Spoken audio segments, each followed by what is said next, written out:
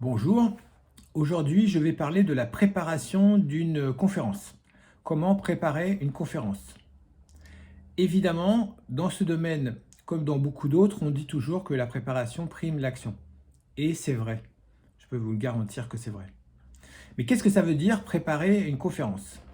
Ça veut dire essentiellement répondre à des questions, soit dans votre tête, soit par écrit, soit dans la pratique.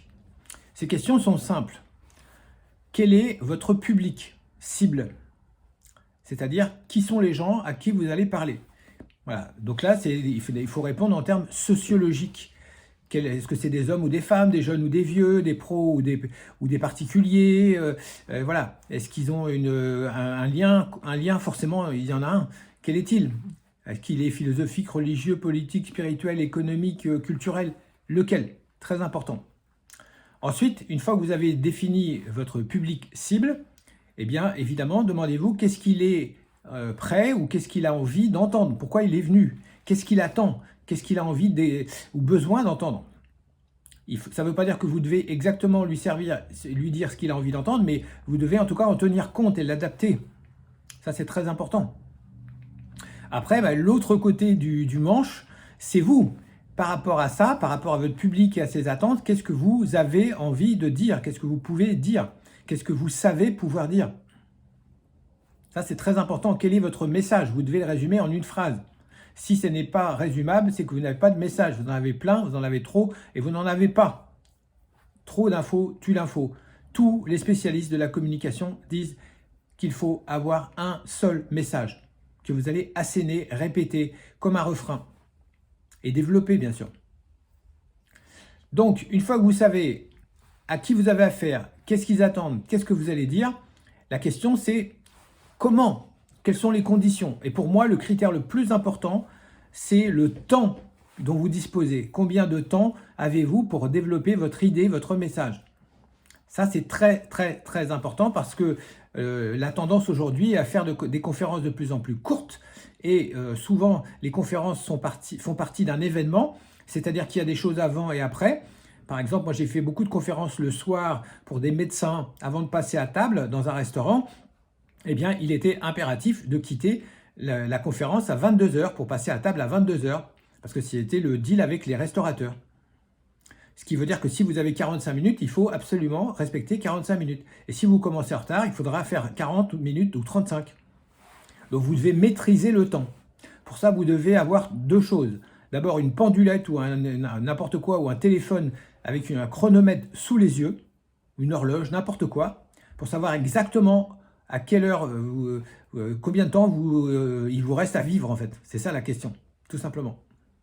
Et puis le deuxième paramètre, évidemment, par rapport au temps, c'est de vous être entraîné. Vous devez absolument vous entraîner. Vous devez avoir révisé, entre guillemets, pour avoir une idée du temps que vous prend votre message. Combien vous risquez de prendre du temps. On a toujours tendance à parler plus et trop. Quand on parle, on n'a pas le sens du temps. Le temps est plus court pour celui qui parle que pour celui qui écoute. Donc ça fausse les choses. Donc ça, c'est très important. Moi, toutes mes conférences, toutes les nouvelles conférences, je les prépare d'abord chez moi avec un minuteur pour voir qu'est-ce que ça donne. Et en même temps, ça me permet de corriger le tir, la voix, les gestes, etc., tout ce qu'il faut. Et puis après, donc dans la préparation, toujours, très important, les conditions matérielles. En dehors du temps, il y a tout simplement le jour.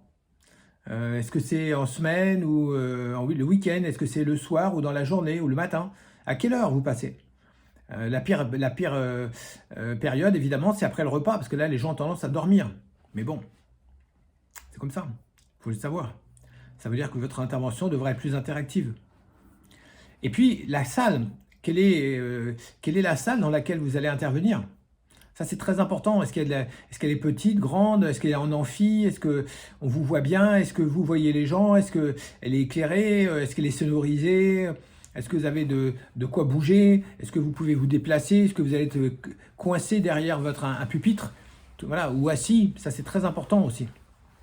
Et avec quel ordinateur vous allez intervenir? Est-ce que ça sera le vôtre? Ou est-ce qu'il y a une régie? Ou est-ce qu'il y a quelqu'un? Est-ce qu'il faudra amener une clé USB? Ou voilà, il y a toujours il peut toujours y avoir des problèmes par rapport à ça, je peux vous garantir. On n'est jamais assez préparé par rapport au matériel. Moi, c'est ma seule crainte aujourd'hui avec les transports. Arrive en retard. Est-ce que le matériel va fonctionner? Est-ce que le vidéoprojecteur va fonctionner? Est-ce que la télé va être connectée? Donc vérifiez vos câbles, vérifiez tout ce qu'il faut, les connecteurs, les connexions. Voilà, à la limite, renseignez-vous avant. Comment ça va se passer? Est-ce qu'il y a un micro voilà, pour vous, pour les gens qui veulent poser des questions? Ça, c'est très important aussi. Et vous devez vous projeter en fait dans ce cadre-là, vous imaginez en fait dans le cadre. Et puis la dernière chose aussi qui est très importante aussi, que j'ai oublié de mentionner, c'est le timing. Dans le timing, en fait, c'est avant et après. Vous, y a-t-il des gens avant? Y a-t-il des gens après? Voilà, parce que c'est pas pareil d'être le seul intervenant et d'être au milieu d'une liste. Et je peux vous garantir que ça change vraiment beaucoup les choses. Et par exemple, moi, ça m'est arrivé, souvent me fait passer en dernier, après des conférenciers professionnels, techniciens, par exemple des médecins ou même voilà. Et souvent, ce qui se passe, c'est que les gens ne respectent pas le timing. Donc, mon temps, à moi, diminue au fur et à mesure que le temps passe.